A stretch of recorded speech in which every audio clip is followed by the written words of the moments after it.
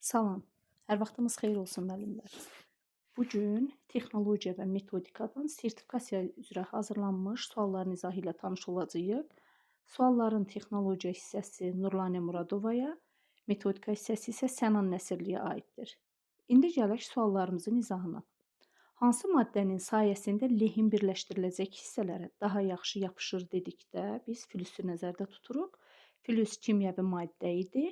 Lehimlənəcək hissələr, lehimlənəcək səth flüs vasitəsilə təmizlənirdi, əsaslı surətdə təmizlənir və yağsızlaşdırılırdı.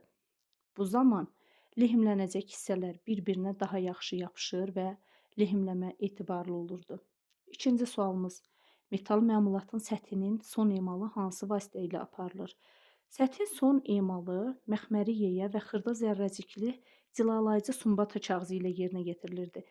Məxməri yeyə və xırda zərrəcikli sumbata kağızı dedikdə, məxməri yeyə nə üçün idi?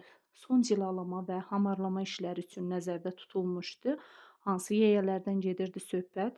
Məxməri yeyə dedikdə müəllimlər 4 və 5 nömrəli yeyələr nəzərdə tutulur. Həmçinin də xırda zərrəcikli cilalayıcı sumbata kağızı da yenə pardaxlama və təmizləmə işlərində yerinə yetirilən alət idi. Əyri qatların kəsilməsi üçün iskinəyə təzyiq nə cür verilməlidir? Demək, biz əyri qatların kəsilməsi üçün istifadə edirdik kəsici alət olaraq iskinədən. İskinə ya sağa, yaxud da sola doğru 30-40 dərəcə bucaq altında əyilirdi.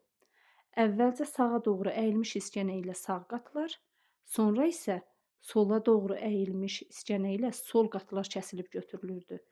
Bu zaman nişanlama xəttini kəsib keçmək olmazdı və kəsmə aramla, ehtiyatla, eyni zamanda iskinəyə bərabər təzyiq verilməklə yerinə yetirilirdi.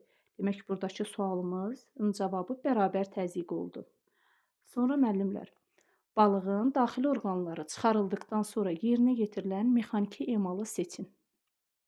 Balığın mexaniki emalına nə aid idi? Pulcuqlar təmizlənir, daxili orqanlar kəsilir, sonra üzgəcləri kəsilib çıxarılırdı, baş və quyruq hissəsi kəsilib çıxarılırdı. İndi ardıcıllığa baxaq. Balığın daxili orqanları çıxarıldıqdan sonra soruşur. Öncə balığın pulcuqları təmizlənirdi, daha sonra daxili orqanlar kəsilib çıxarılırdı. Daxili orqanları kəsib çıxardıqdan sonra quyruq və baş hissəsi kəsilib götürülürdü. Demək, cavabımız oldu quyruq hissəsi və baş hissəsi kəsilib götürülür. Növbəti sualımıza baxaq. Belə şorbalar tərəvəz, düyü, vermişil və s. əlavə edilmədən bişirilir. Demək, bu cür şorbalar nə cür şorbalar idi? Tərkibinə heç bir ərzaq qatılmadan sadəcə bulyon əsasında qaynadılmış şorbalar, şəffaf şorbalar idi və bayaq sadaladığımız ərzaqlar, hansı ki tərəvəzdir, düyüdür, vermişildir, əlavə olaraq xırda küftələrdir. Bunlar həmin şorbaların yanında qarniş kimi verilir və şəffaf şorbalar sadəcə fincanlarda verilirdi. Sonra müəllimlər, baxaq növbəti sualımızın izahına. Tıxac adlanan hissəsi hansı materialdan hazırlanmış dübel daha etibarlıdır? Demək, biz dedik ki, dübellərin hansı növləri var idi? Mismar dübellər, spiral dübellər, bir də kəpənək dübellər. Bunlar harda istifadə edilirdi? Kərpic divarlarda mismar dübel, məsaməli materiallarda spiral dübel və gips kardon əsaslı lövhələrdə kəpənək dübeldən istifadə edilirdi. İndi tıxac hissəsi hansı materialdan hazırlanmış dübel daha etibarlıdır dedikdə, neylondan hazırlanmış mismar dübellər nəzərdə tutulur və həmin dübellər hansı hissələrdən ibarət idi? Tıxacdan, bir də şurupdan. Həmin tıxacı neylondan hazırlananlar daha etibarlıdır. Növbəti sual. Laminələmə haqqında doğru olmayan fikir hansıdır? Demək, laminələnmə nədir? Burada düzgün olmayan cavab bərk nazik təbəqənin oduncaq yonqarlı lövhəyə preslənməsidir. Bu, kaşirlənmədir. Yerdə qalanlara baxaq. Lövhə səthlərinin qatran hopdurulmuş nazik pərdəli kağızla örtülməsi prosesidir, bəli. Böyük təzyiq və temperatur altında emal edilir, bəli, laminləməyə aiddir. 140-210 dərəcə Selsi temperaturda nazik pərdəli kağız səthə nüfuz edir, düzdür. Sənayedə laminə edilmiş oduncaq yonqarlı lövhələr istehsal edilir, düzdür. Cavabımız oldu. Bərk nazik təbəqənin oduncaq yonqarlı lövhəyə preslənməsi. Bu kaşirlənmə idi. Növbəti sualımız məsələdir. Pərçimləmə zamanı D-nin ölçüsü 1,2 mm olarsa, kiçik D-nin ölçüsü nə qədər ola bilər? İndi burada demişdik, böyük D hərfi ilə deşiyin diametri götürülür, kiçik D hərfi ilə pərçimin diametri götürülür və deşiyin diametri pərçimin diametrindən 0,1, 0,2 mm böyük olduğuna görə biz deşiyin diametrini 1,2 mm götürmüşüksə, pərçimin diametri nə qədər ola bilər? Yəni bundan kiçik ola bilən 1 mm nəzərdə tutulur. Cavabımız oldu 1 mm. Uyğunluğu müəyyən edin, müəllimlər. Burada kilidlər haqqında uyğunlaşmadır. Demək, kilidlər haqqında taxma kilid. Taxma kilid həm giriş, həm də daxili qapılarda istifadə olunurdu. Nəyə görə bu kilidlərdən çox istifadə edilirdi? Çünki bunlar həm ən yüksək təhlükəsizlik dərəcəsinə malik idi, həm də təmir edilə bilmə qabiliyyətinə görə. Taxma kilid, üstdən qoyulma kilid. Üstdən qoyulma kilid qapının qorunmasında mühüm rol oynayır. Taxta qapılarda qapının lövhəsinə bərkidilirdi. Və gəldik sonuncu asma kilid. Asma kilid daha geniş yayılmışdır. Nəyə görə? Quraşdırılması və istismarı daha asan olduğuna görə. Demək, cavabımız hansı oldu, müəllimlər? Taxma kilid. Yəni, birdə belə gedək ardıcıllığı. Qapının qorunmasında mühüm rol oynayır. Üstdən qoyulma kilid. Həm giriş, həm daxili qapılarda istifadə edilir. Taxma kilid. Daha geniş yayılmış isə asma kilididir. B, A və C variantı. Aha. İnsanlar arasında münasibətin ölçüsünü hiss etməkdir. Müəllimlər, bu sualımız demək bizim 9-cu sinifdə keçdiyimiz ədəb qaydalarına aiddir. Ədəb qaydaları, davranış mədəniyyəti. Demişdik ki, ünsiyyət mədəniyyəti, bunların hamısı insanların cəmiyyətdə formalaşması üçün, özünü göstərməsi üçün mühüm əlamətlərdir və mühüm davranışlardır. Ədalətli olmaq nə deməkdir? İnsanlar arasında münasibətin ölçüsünü hiss etməkdir. Ədalətli olmaq insanın təkcə ədəb qaydalarını bilməsi deyil, həm də insanlar arasında onu nümayiş etdirməsidir. Münasibətin ölçü hissini bildirməsidir. Gəldik növbəti sual, 11-ci sual. Biri toz soranın tərkib hissəsi deyil. Toz soranın tərkib hissəsi, yəni əsas tərkib hissələri hansılardır? Nasos, filtr və elektrik mühərriki. Bunlar toz soranın əsas tərkib hissələridir. Tozluq da müəllimlər, toz soranın mühüm hissəsidir. Demək, cavabımız oldu tozluq. D variantı. Uyğunluğu müəyyən edin. Növbəti sual. İndi gəldik, burada biz metalın çapılması zamanı hansı zərbələrdən istifadə edilməsi uyğunluğunu soruşur. Bilək zərbəsi. Bilək zərbəsi tilişkələrin və iti kənarların götürülməsi üçündür. Yüngül zərbələrdən istifadə edilirdi.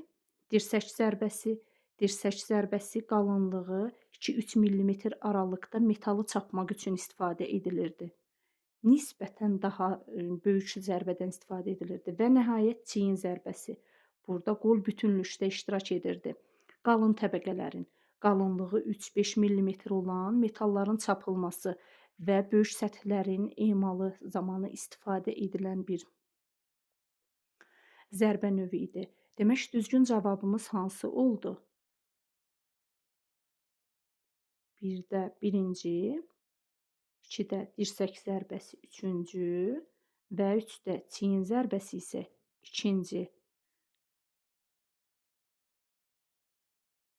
Cavabımız oldu A variantı. Aha, təyinat xüsusiyyətlərinə görə kondisionerlərin neçə növü mövcuddur sualına cavab verək. Kondisioner iqlim cihazı idi.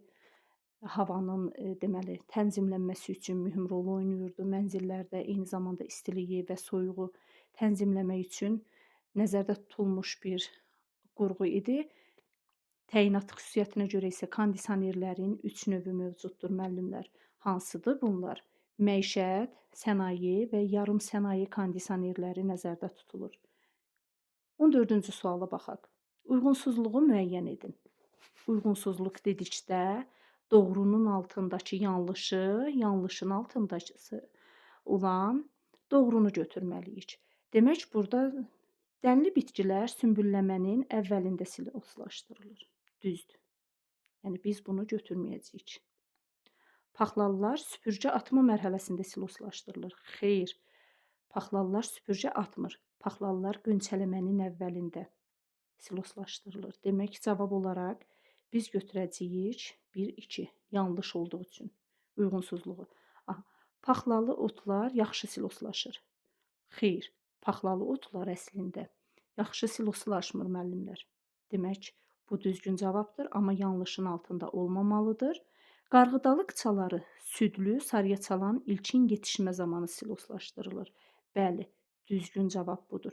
Demək, biz indi götürürük doğrunun altındakı yanlışı, yanlışın altındakı doğrunu. Cavabımız oldu Y variantı, 2 və 4-cü. Sonra 15-ci sual müəllimlər. 15-ci sualda nə soruşur? Konstruktiv xüsusiyyətinə və xarici görünüşünə görə fanerə oxşayan ağac kütləsindən ibarət xammal. Xammaldan harada istifadə edilir? Burada söhbət nədən gedir? Konstruktiv xüsusiyyətinə və xarici görünüşünə görə fanerə oxşayan ağac kütləsindən ibarət xammal. Burada söhbət xarrat lövhəsindən gedir. Demək, xarrat lövhəsi yapışdırılmış və təbii ağaclardan ibarət olur. Panir və şponla da üzlənir. Hansı ağac materiallarından istifadə edilirdi? İynə yarpaqlı və enli yarpaqlı ağaclardan istifadə edilirdi. Ağac kütləsindən ibarət xammal idi və hansı xüsusiyyətə görə seçilirdi sualı ilə qarşılaşsaq, əlverişli qiyməti, gözəl istismar xarakteri, etibarlı və ekoloji təhlükəsizliyi ilə seçilirdi. İstifadə edilirdi harda müəllimlər? İnteryerin tərtib olunmasında. Bəli. Ara kəsmələrin hazırlanmasında, bəli. Keyfiyyətli mebel hazırlanmasında, istehsalında, bir də pilləkənlərin hazırlanmasında, bəli, düzdür. Ancaq şagird partalarının hazırlanmasında yox. Ona görə biri səhvdir dedikdə B variantı nəzərdə tutulur. Ən müasir qəhvə üyüdənlər hərəkət verici qüvvə kimi nədən istifadə edir? Demək, qəhvə üyüdənlər işləmə xüsusiyyətinə görə iki cür olurdu. Mexaniki əl qəhvə üyüdənləri, bir də elektrikli qəhvə üyüdənləri. Və müasir dövrdə işlədilən qəhvə üyüdənlər elektrik qəhvə üyüdənləridir. Hərəkət verici qüvvə kimi elektrikdən istifadə edir. Elektrik qəhvə üyüdənlərinin də iki növü var idi. Bıçaqlı qəhvə üyüdənlər və dəyirmandaşlı qəhvə üyüdənlər. Bunların da hər ikisinin hərəkət verici qüvvəsi elektrik idi. 17-ci sualla tanış olaq müəllimlər. Soyuducunun əsas hissəsini, yəni işlək kamerasını soyudur. Soyuducunun əsas hissəsidir, haqqında söhbət gedən hissə. Öz növbəsində 3 əsas hissədən ibarətdir. Kondensator, buxarlandırıcı və kompressor. Bu, haqqında söhbət gedən hissə dondurucu aqreqatdır müəllimlər. Dondurucu aqreqatın sistemi qapalıdır və xüsusi soyuducu qaz freonla doldurulmuşdur. Daha sonra 18-ci suala baxaq. 18-ci sualda nə soruşur? Metrik yivdə profil bucağı neçə dərəcə olur? Metrik yiv nə idi müəllimlər? Elementləri millimetrlə, yəni metrik sistem vahidində verilən yiv metrik yiv adlanır. Böyük M hərfi ilə işarə edilirdi və yivin xarici diametrini göstərən ədədlə ifadə edilirdi. Məsəl üçün M8, M16 kimi rəqəmlərdən istifadə edilirdi. Və burada profil bucağı müəllimlər 55-60 dərəcə idi. Sonra növbəti suala baxaq. Muncuq hörmə zamanı hansı iynələrdən istifadə edilir? Muncuq hörmə zamanı xüsusi iynələrdən istifadə edilirdi. Nömrə 1 və nömrə 0 iynələrdən istifadə edilirdi müəllimlər muncuq hörmə texnikasında. Növbəti sualımızla tanış olaq. 20-ci sual. Konservlərin saxlanması zamanı saxlanma yerində temperatur nə qədər olmalıdır? Konservləşdirmənin müxtəlif üsulları ilə tanış olmuşduq və konservləşdirilmənin saxlanılması demək qaranlıq yerdə olmalı idi və temperatur 4-8 dərəcəni keçməməli idi. Sonra 21-ci sualla tanış olaq. Təyinatından asılı olaraq viskoz parçalar hansı formada ola bilər? Viskoz parçalar nə idi? Küknar ağacının tullantılarından heç bir əlavələr edilmədən hazırlanmış parçalar idi. Viskoz parçalar deməli parıltısını, qalınlığını və burulmasını dəyişməklə pambıq və ipək görüntüsü verilirdi. Qalınlaşdırılmaqla isə kətan görüntüsü vermək olurdu, kətan görüntüsü almaq olurdu. Viskoz parçalar deməli möhkəmliyinə görə ipəkdən geri qalırdı. Nəm halda möhkəmliyini 50-60% aşağı salırdı. Bir də təyinatından asılı olaraq viskoz parçalar tutqun səthli və həmçinin də parıltılı ola bilərdi. 22-ci suala baxaq. Maddələr mübadiləsində iştirak edən və yağların həzm olunmasına kömək edən vitamin hansı vitamindir və hansı ərzaqların tərkibində olur? Biz qidalı maddələr mövzusunu keçərkən demişdik ki, bitki mənşəli yağlar maddələr mübadiləsində iştirak edir, yağların həzm olunmasına kömək edir və tərkibində bitki mənşəli yağların tərkibində E vitamini üstünlük təşkil edir. Və belə keçmişdik ki, sadəcə E vitamininin mənbəyi daha doğrusu müəllimlər, sadəcə bitki mənşəli yağlar idi. Sonra gəldik 23-cü sual. 23-cü sual yenə 6-cı sinif qidalı maddələr, insan həyatında qidalı maddələr mövzusundandır söhbət. Uyğunsuzluğu müəyyən edin. İsti emal zamanı B qrupu vitaminlərinin 20-40% parçalanır. Düzdür. PP vitamini mədə bağırsaq orqanlarının fəaliyyətini tənzimləyir. Düzdür. Sonra isti emal zamanı PP vitamini tərkibinin 15-30%-ni itirir. Düzdür. B qrupu vitaminləri bir çox dənli və paxlalı bitkilərin tərkibində olurdu. Bəli. Demək, B qrupu vitaminləri sinir, qan damar, mədə bağırsaq sisteminin işini təmin edir. Xeyr. Burada haqqında söhbət gedən mineral maddələrdir. Mineral maddələr idi hansı ki, insanın sinir, qan damar, mədə bağırsaq sisteminin işini təmin edirdi. 24-cü sual. Məmulatın üzərindəki ölçülər hansı miqyas ilə göstərilir? Müəllimlər, biz miqyasın 3 növü ilə tanış idik. Öncə görək miqyas nə idi? Məmulatın həqiqi ölçülərinin neçə dəfə böyüdüldüyünü və ya kiçildiyini göstərən ədəd idi miqyas. 3 növü var idi. Kiçildilmiş miqyas, böyüdülmüş miqyas, bir də natural miqyas. Demək, təsviri kiçiltmək üçün kiçildilmiş, böyütmək üçün böyüdülmüş, bir də olduğu kimi real ölçülərlə verilən natural ölçü idi. Və məmulatın üzərindəki ölçülər real ölçülərlə verilir. Nə böyüdülmüş, nə də kiçildilmiş şəkildə, yəni natural ölçü ilə miqyas olaraq soruşsaq, birin birə, yaxud da real ölçülərlə deyə bilərik. Real ölçülərlə verilib deyə bilərik. Gəldik 25-ci sual. Tartinlər haqqında verilmiş doğru fikir hansıdır? Tartinlər nə idi müəllimlər? Tartinlər buterbrodun bir növü idi. Buterbrod alman dilindən götürülüb, yağlı çörək demək idi. Və növləri hansı idi? Açıq, bağlı, kanapə və tartin. İndi bizdən tartinlər haqqında doğru fikri soruşur. Soyuq və isti olurlar. Xeyr. Bunlar açıq buterbrodlara aiddir. Müxtəlif fiqurlar şəklində doğranılıb, üzr istəyirəm, burada yanlış olmalı idi. Müxtəlif fiqurlar şəklində doğranılıb qızardılmış çörəkdən hazırlanır. Bunlar kanapelərdir. 2 çörək dilimi ilə hazırlanır, bağlıdır. Sadə və mürəkkəb olur, bu da açıqdır. Tartinlərdə deməli, tartinlər hazırlanırdı qızardılmış çörəkdən və qızardılmış çörəyin üzərinə ərzaqlar isti halda qoyulurdu. Cavabımız B variantıdır. Və hansı ərzaqlardan istifadə edilirdi dedikdə, kotlet, yumurta qayğanağı, pendir və omlet kimi ərzaqlar isti halda qoyulurdu qızardılmış çörəyin üzərinə. Gəldik müəllimlər 26-cı suala. 26-cı sualda deyir, elektrik cərəyanının kimyəvi mənbəyidir.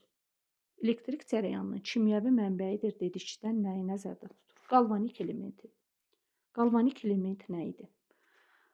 Demək, biz metalların aşınmasını keçən zaman demişdik ki, aşınmanın 3 növü var. Kimyəvi, elektrokimyəvi, bir də ion plazmalı. Kimyəvi aşınma nə idi?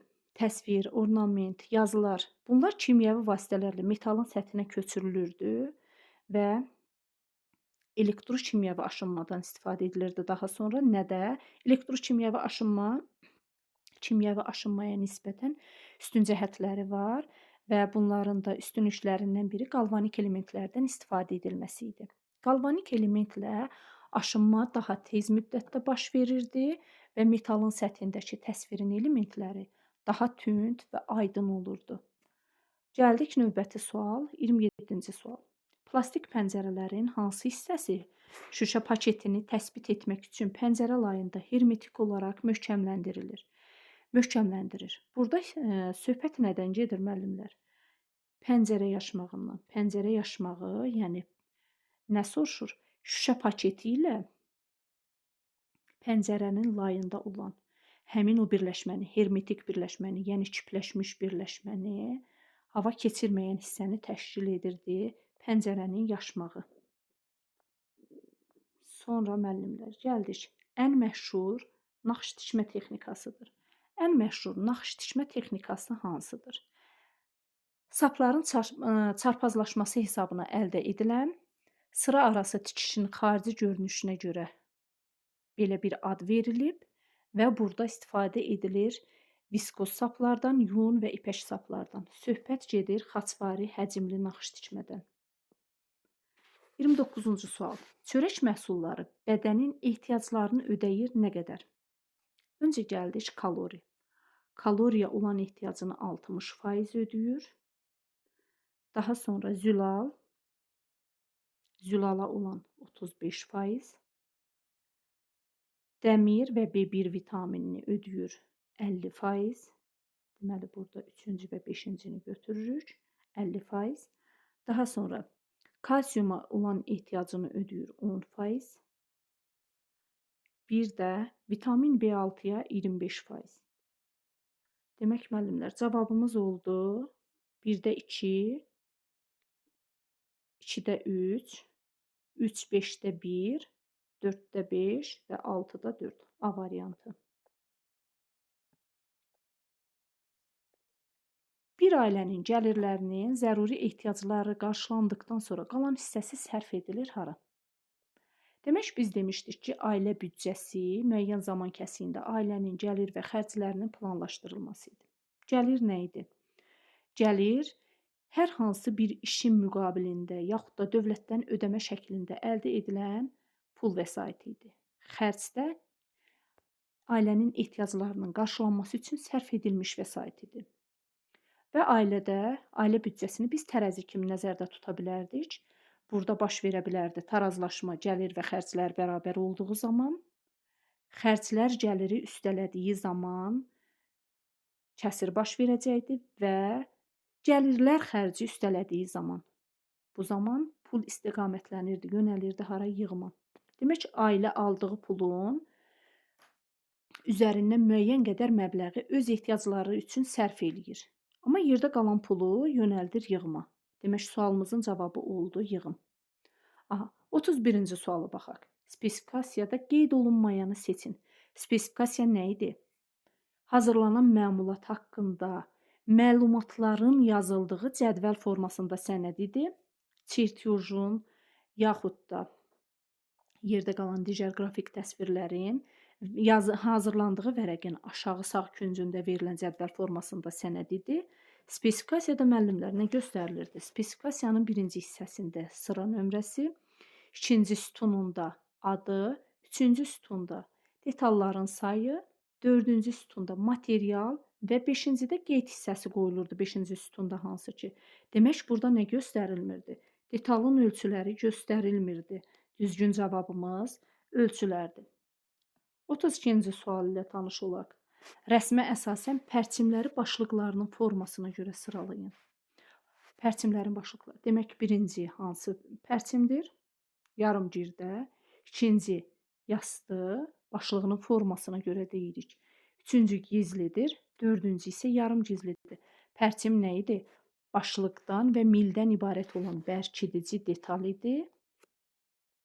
Pərçimdən istifadə edilirdi təyyarə qayırmada, sonra maşın qayırma, gəmi qayırmada üzr istəyirəm və körpü salmada istifadə edilirdi. Növbəti sualımız. Burğu dəzgahında fırlanma elektrik mühərrikindən dəzgahın şpindelinə hansı ötürücü ilə ötürülürdü? Müəllimlər, ötürücünün hansı növləri var idi? Ötürücülərin demək qayış ötürməsi, dişli ötürmə, zəncir ötürməsi, vintli ötürmə, bir də dişli tamasalı ötürmələr var idi. Və bu ötürmələrdən müxtəlif dəzgahlarda, müxtəlif alətlərdə istifadə edilirdi. İndi bizdən soruşur, burğu dəzgahında fırlanma elektrik mühərrikindən dəzgahın şpindelinə hansı ötürücü ilə ötürülür? Hansı ötürücü ilə ötürülür dedikdə söhbət qayış ötürməsindən gedir və həmçinin biz qayış ötürməsi yerinə yetirilən digər alətlərlə də tanış idik. Bunlar hansılar idi? Hansı ki müəllimlər?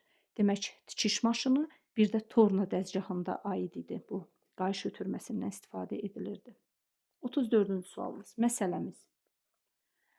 Aparan qasnağın diametri 120 mm, aparılan qasnağın diametri 80 mm, aparan qasnağın dövrlər sayı 1200 dövr dəqiqə olarsa, aparılan qasnağın dövrlər sayını tapın. Demək, burada biz ini tapmalıyıq. Bərabərdir. Hansı düsturumuz var idi? N1-in N2-yə nisbəti bərabərdir D2-nin D1-ə nisbəti.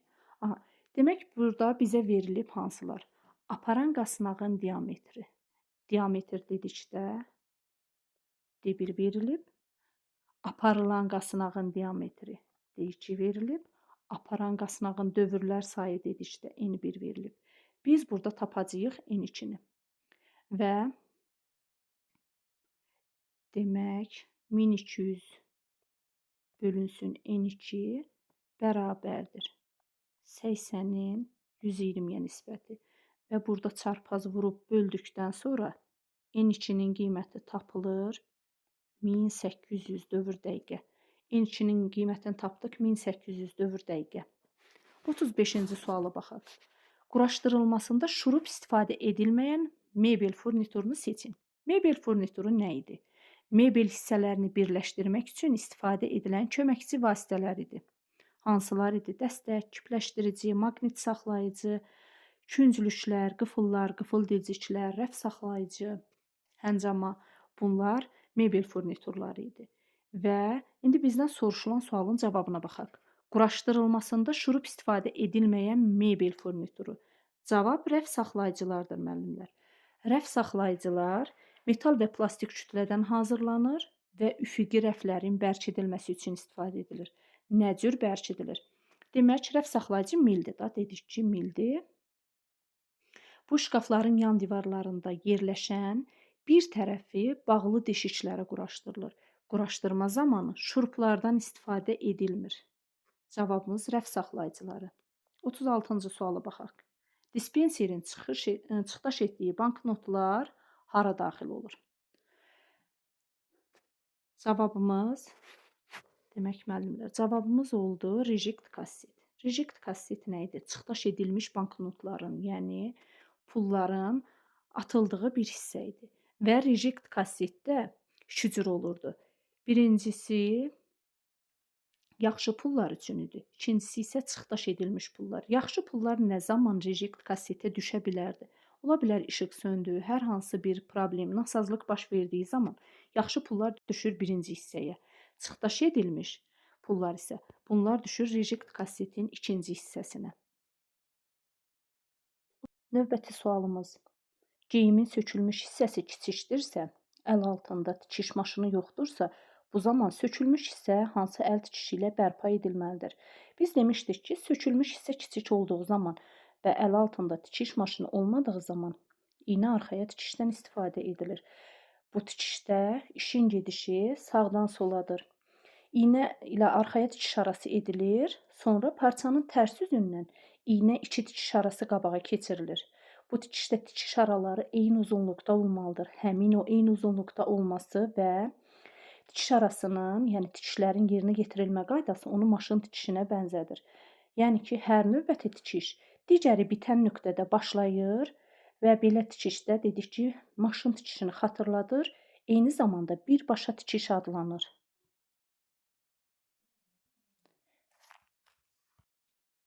Ardıcıllığı müəyyən edin.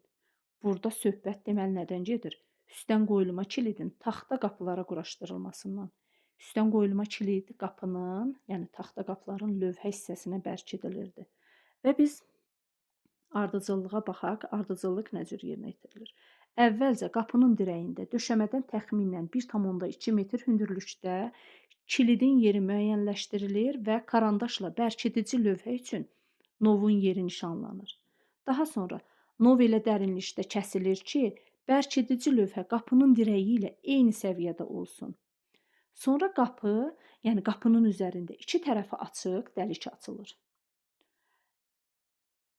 Həmin dəliyə mexanizm yerləşdirilir və kilid qapının gövdəsinə möhkəm sıxılır. Sonra iki qısa şurupla qapının yan hissəsinə və iki uzun şurupla qapının lövhəsinə perpendikulyar şəkildə bərkidilir həmin mexanizm. Qapının üst tərəfində də halqanı quraşdırmaq üçün iki qısa şurupdan istifadə edilir. 39-cu sual. Vurulmuş tıxac divardan nə qədər kənara çıxmalıdır, müəllimlər? Demək, biz divarda hər hansı bir alət vasitəsilə, burğu vasitəsilə, yaxud da şlyambur, deşik açan vasitəsilə deşik açırıq. Deşiyə taxta tıxaclar yerləşdiririk. Taxta tıxac demək, deşiyin diametrindən 1-2 mm böyük olmalıdır. Diametrindən. Və taxta tıxac divarın səthindən kənara nə qədər çıxmalıdır sualına cavab olaraq deyirik. Kənara çıxmamalıdır. Əgər diametrindən nə qədər böyükdür sualı ilə qarşılaşsaq, 1-2 mm götürərdik. Sonra 40-cı sual. Ayaq yolunun axıdıcı çənindən su lazımı yerə deyil. Döşəməyə axırsa səbəb nədir? Deməli, ayaq yolunun nasazlıqlarının müxtəlif səbəbləri ola bilər. Bu səbəblərdən biri də axıdıcı çəninə su lazımı yerə deyil. Dayanmadan döşəməyə axırsa. Bu zaman səbəb polad boltların çürüməsidir və nasazlıq aradan nə cür qaldırılır? Həmin polad boltlar yenisi ilə əvəz edilərək aradan qaldırılır, müəllimlər. 41-ci sualımız. Detalın ən böyük və ən kiçik ölçüləri necə ölçülər adlanır? Detalın ən böyük və ən kiçik ölçüləri onun qabarit ölçüləri adlanır. Ardıcıllığı müəyyən edin. 42-ci sual. Burada söhbət qəhvənin dəmlənməsindən gedir. Demək ki, ardıcıllığımız nə cürdür? Öncə qəhvədanı və ya qəhvə hazırlamaq üçün qabı, fincan, nəlbəki və qaşıqları hazırlamaq lazımdır. Sonra su qaynadılır, qəhvədan qaynar su ilə yaxalanılır. Üçüncü, içinə bir fincana 1-2 çay qaşığı hesabı ilə üyüdülmüş qəhvə tökülür. Daha sonra qəhvədan qaynar su ilə doldurulur və qaynama həddinə qədər çatdırılır. Qaynama həddinə çatdırıldıqdan sonra odun üzərindən götürülüb 3-5 dəqiqə dəmə qoyulur. Nəhayət, hazır qəhvə fincanlara süzülür. Cavab A variantı. 43-cü sualımız. Uyğunluğu müəyyən edin. İndi burada doğrunun altındakı doğrunu, yanlışın altındakı yanlışı götürəcəyik. Birinciyə baxaq. Vintli bərkitmə sökülən və hərəkətli birləşmədir. Xeyr, vintli bərkitmə hərəkətsiz birləşmədir. Birləşmələr iki cür olurdu. Hərəkətli və hərəkətsiz. Hərəkətsiz birləşmələrdə bölünürdü sökülən və sökülməyən. Hərəkətli birləşmələrsə müəllimlər söküləndir və hərəkətlidir. Hər ikisi. İndi deyir ki, vintli bərkitmə sökülən və hərəkətli birləşmədir. Xeyr, vintli sökülən hərəkətsiz birləşmədir. Bu yanlışdır. Hərəkətsiz birləşmə həmişə sökülməyən olur. Xeyr, hərəkətsiz birləşmə sökülən növü də olur. Sadəcə şkantla birləşmədən başqa yerdə qalan hərəkətsiz birləşmələr sökülən birləşmələrdir. Demək, doğrunun altında heç bir doğru yoxdur. İndi baxaq yanlışa. Şurupla birləşmə ən sadə hərəkətli birləşmədir. Xeyr, şurupla birləşmə ən sadə hərəkətsiz birləşmədir. Dördüncüyə baxaq. Eksentrik bərkitmə sökülən və hərəkətli birləşmədir. Eksentrik bərkitmə hərəkətsizdir müəllimlər. Hərəkətsizdir və söküləndir. Demək, biz burada doğrunun altında heç bir doğru olmadığına görə buradan heç nə götürmürük. Yanlışın altında hər ikisi yanlış verilib və bizdən uyğunluğu müəyyən edin soruşduğuna görə biz elə həmin yanlışları götürürük uyğunluq olaraq. 44-cü suala baxaq. Boşluqlara uyğun gələn sözləri tapın. Boşluqlara uyğun gələn sözləri biz nə cür tapırıq? İtiləmə bucağı metalın növü və asılı olaraq seçilir. Metalın növü və asılı olaraq nədən seçilir? Yəni, emal edilən metalın növündən və həmin metalın sərtliyindən asılı olaraq seçilir. Yəni, metal sərtdirsə, itiləmə bucağı böyük götürüləcək. Yox, əksinə metal yumşaqdırsa, bu zaman itiləmə bucağı kiçik götürüləcək. İtiləmə bucağı emal edilən metalın növü və onun sərtliyindən asılı olaraq. Biz demişdik ki, polad sərtdir, 60 dərəcə bucaq altında emal edilir. Əlvan metallar yumşaq olduğuna görə 35-40 dərəcəlik bucaq altında emal edilirdi. 45-ci suala baxaq. Ardıcıllığı müəyyən edin. Burada söhbət hansı ardıcıllıqdan gedir müəllimlər? Demək, burada söhbət gedir parçanın biçilməmişdən əvvəl yerinə yetirilən emallarının ardıcıllığından. Parçanı biçməmişdən əvvəl birinci mərhələ buğa vermə idi. Demək, birinci buğa vermədir. Buğa vermə parçanın biçmədən əvvəl aparılan nəmisli emalıdır. Məmulat ilk yumadan sonra kiçilməsində yerinə yetirilirdi. Sonra ikinci kəsiklərin düzəldilməsidir. Kəsiklərin düzəldilməsi nə cür olurdu? Parça əyri kəsilibsə, biçmədən əvvəl kəsiklər düzəldilməli idi. Bunun üçün isə əyri tərəfdən kəsik boyu saplardan birini çıxartmaq və həmin o çıxardığımız sapın izi ilə kəsmək lazım idi. Kəsiklər düzəldildikdən sonra əyriliyin aradan qaldırılması idi növbəti mərhələ. Əyriliyin aradan qaldırılması kəsikləri düzəldilmiş parçanı üst tərəfi içəri olmaqla kənarlarını üst-üstə qoyub 2 qat qatlayırlar. Sonra da uclarından tutub diaqonallar üzrə qatlayırlar. Əyrilik aradan qaldırıldıqdan sonra növbəti kənarların kəsilməsidir. Parçanın kənarları bəzən cod olur. Buna görə də biçmədən əvvəl həmin cod hissələr kəsilir. Növbəti qüsurların aşkar edilməsi. Qüsurların aşkar edilməsi nə cür aparılırdı? Parçada bəzən deşik, ləkə, qeyri-bərabər rəngləmə yaxud da qalın saplar ola bilər. Biz biçməmişdən əvvəl həmin hissəni, deməli, həmin hissədəki qüsurları aşkar edirdik. Bunu təbaşir yaxud da rəngli sap vasitəsilə qeyd edirdik və biçməni elə aparmalı idik ki, həmin qüsurlu yerlər biçmənin kənarına düşsün. Və sonuncu mərhələ parçanın sərilməsidir. Demək, parçanın sərilməsi nə cür aparılırdı? Bütün bu emallardan keçmiş, hazırlanmış parça biçilmək üçün iş masasının üzərinə sərilirdi. Nə cür aparılırdı? Əvvəlcə parça masanın üzərində, üzəri iç tərəfi olmaqla uzunluğuna sapı boyunca tən yarıdan qatlanılırdı. Və sonra da kənarlar düzəldilir, qatlar əllə hamarlanırdı. Cavabımız oldu 3, 4, 2, 5, 1 və 6. A variantı. 46-cı sual. Burada müəllimlər konservləşdirmənin uyğunlaşdırmasıdır. Kimyəvi konservləşdirmə və bir qədər də susuzlaşdırmadır.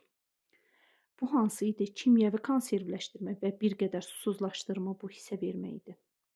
Qida məhsullarının susuzlaşdırılması və xörək duzu ilə kimyəvi konservləşdirməsidir. Bu isə qaxac edilmə idi, müəllimlər. Qida məhsullarının tərkibindəki rütubət kənarlaşdırılır. Bu qurudulma idi. Qurudulma, demək, konservləşdirilmənin ilkin emal növlərindən biri idi. Yəni, tarixi daha qədimə dayanan deyək də belə. Cavabımız oldu A variantı. 47-ci suala baxaq. 47-ci sualda deyir ki, sarımsaq qatıq soyuducuda nə qədər vaxt soyudulmalıdır? Bu mövzu 9-cu sinifdə tərəvəz dolmalarının hazırlanması mövzusundandır. Və tərəvəz dolmaları dedik ki, süfrəyə sarımsaq qatıq ilə verilir. Sarımsaq qatıq da süfrəyə verilməmişdən 2-4 saat əvvəl hazırlanıb, soyuducuda soyudulduqdan sonra istifadə ediləndə daha yaxşı olurdu, daha gözəl olurdu. Aha, gəldik 48-ci sualımıza.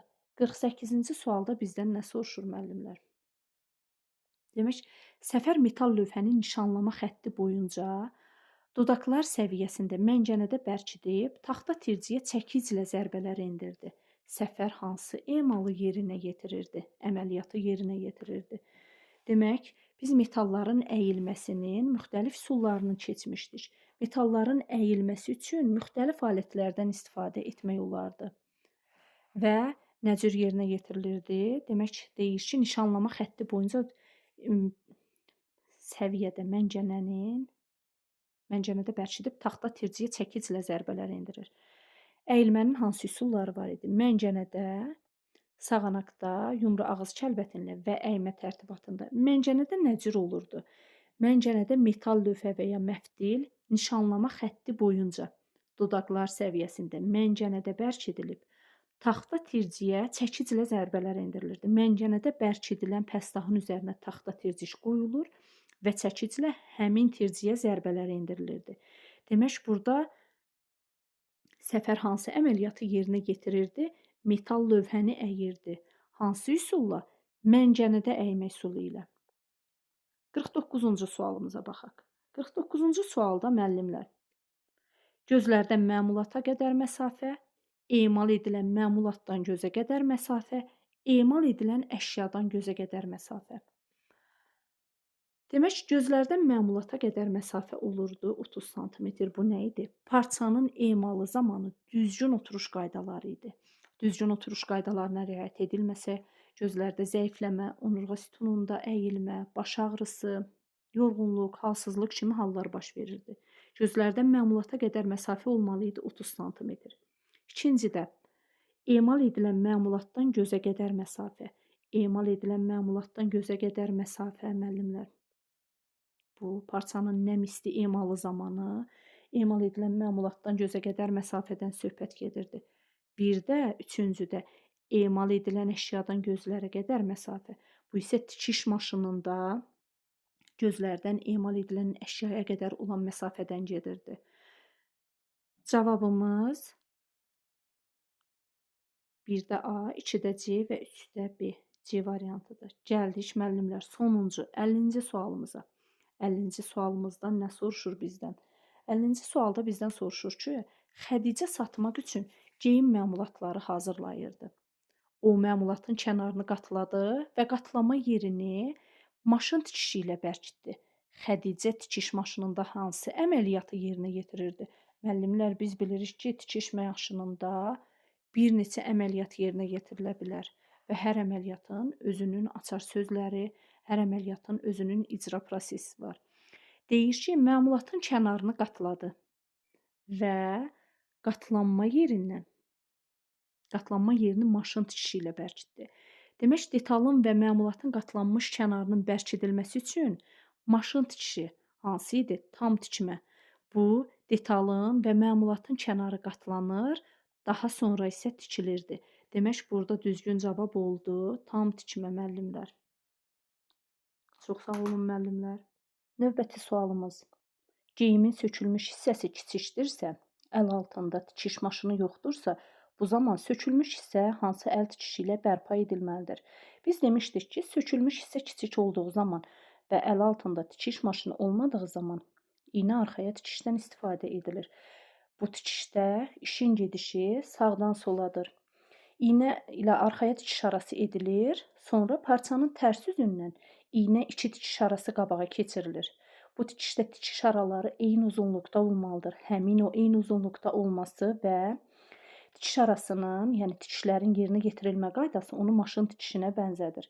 Yəni ki, hər növbəti tikiş digəri bitən nöqtədə başlayır və belə tikişdə dedik ki, maşın tikişini xatırladır, eyni zamanda birbaşa tikiş adlanır.